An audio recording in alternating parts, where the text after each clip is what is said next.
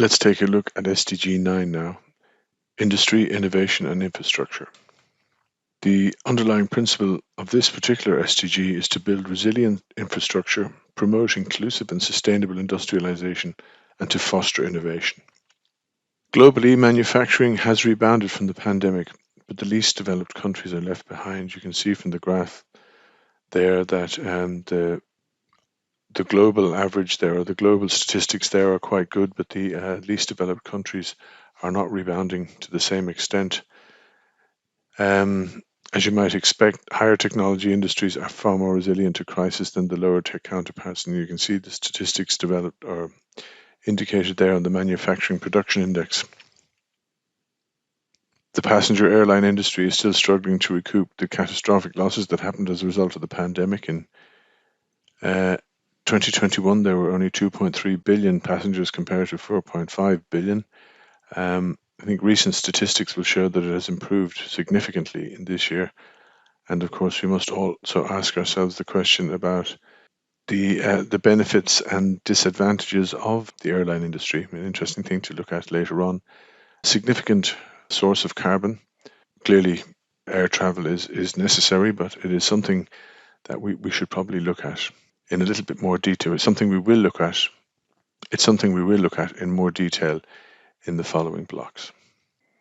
1 in 3 manufacturing jobs are negatively affected by the global pandemic. So Goal 9 has 8 targets. We shall have a look at these now. Target 9.1: develop quality, reliable, sustainable and resilient infrastructure, including regional and trans-border infrastructure to support economic development and human well-being, focusing on affordable and equitable access for all.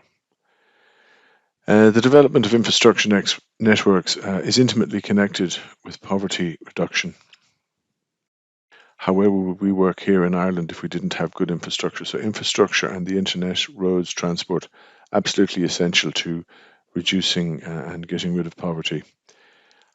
How do we monitor this? Well, the indicators are the proportion of rural population who live within 2 kilometres of an all-season road, and the passenger and freight volumes by mode of transport.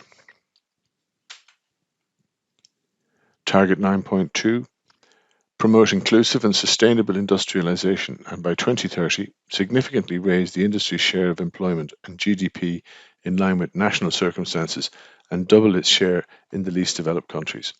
As you can see in many of these goals, the targets set for the least developed countries are significantly higher than the well-developed countries, and appropriately so. So the indicators for this are manufacturing value added as a proportion of GDP and per capita, and manufacturing employment as a proportion of total employment. Target 9.3: increase the access of small-scale industrial and other enterprises, particularly in developing countries, to financial services, including affordable credit and their integration into value chains and markets. Entrepreneurs need funding to create jobs. It's as simple as that. Value chains may open up opportunities for developing countries to learn from global businesses. The indicators for this target are the proportion of small-scale industries in total industry value added and proportion of small-scale industries with a loan or line of credit. Target 9.4: by 2030, upgrade infrastructure and retrofit industries to make them sustainable, with increased resource use efficiency and greater adoption of clean and environmentally sound technologies and industrial processes, with all countries taking action in accordance with their respective capabilities.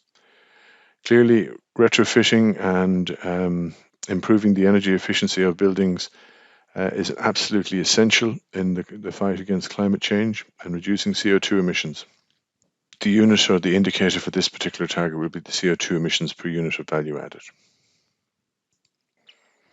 Target 9.5: enhance scientific research, upgrade the technological capacities of industrial sectors in all countries, in particular developing countries, including, by 2030, encouraging innovation and substantially increasing the number of research and development workers per 1 million people, and public and private research and development spending. So clearly a focus there on enhancing scientific capacity and technological capacity. To reach previous targets, researching and upgrading Technological capacity is absolutely essential and vital, and we're very fortunate, I think, in Ireland to have had a very focused policy regime over the last 50 years in relation to science, foreign direct investment, and upskilling our technology sector, which we will look at in more detail as well, of course, in the relevant module.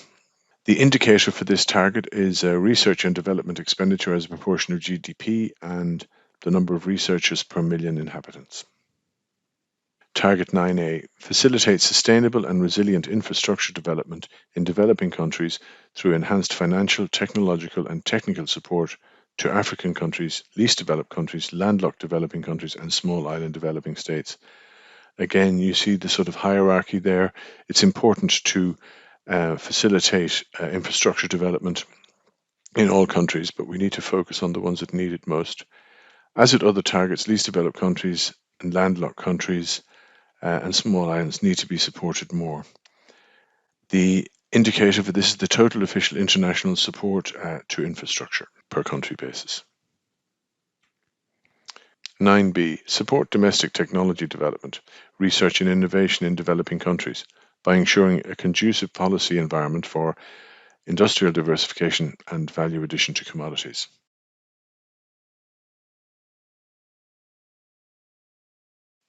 Industrial diversification increases the chances of returns by spreading assets over a wider range of activities, helping to minimize the potential for failure or loss.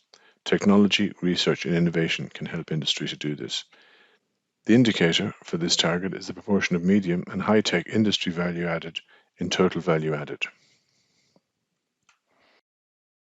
Target 9C, significantly increase access to information and communications technology and strive to provide universal and affordable access to the internet in the least developed countries by 2020.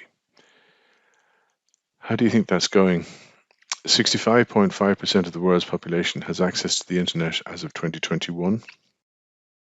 Hence, 34.5% don't. Can you imagine what it would be like not to have access to the internet? In fact, you could actually do a little bit of investigating on that and see what countries don't have it. You might be surprised. So the indicator for this will be the proportion of population covered by a mobile network by technology. So there we have 8 targets. Some very important issues there.